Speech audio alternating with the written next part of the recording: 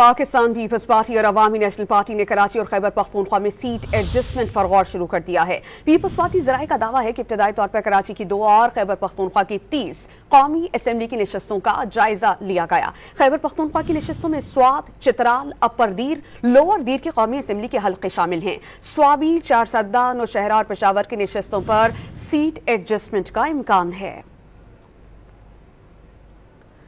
इससे मुताल्लिक आपको बताएं कि पाकिस्तान पीपल्स पार्टी और अवामी नेशनल पार्टी ने कराची और खैबर पख्तूनख्वा में सीट एडजस्टमेंट पर गौर शुरू कर दिया है। जैसे जैसे इंतखाबात करीब आ रहे हैं, सियासी गहमा गहमी, जोड़ तोड़ और गौर खौज का सिलसिला बहुत मुफस्सिल जारी है। पाकिस्तान पीपल्स पार्टी के जराये ने अब दावा किया है कि इब्तदाई तौर पर कराची की 2 और खैबर पख्तूनख्वा की 30 कौमी असम्बली की नशस्तों का जायजा लिया जाएगा।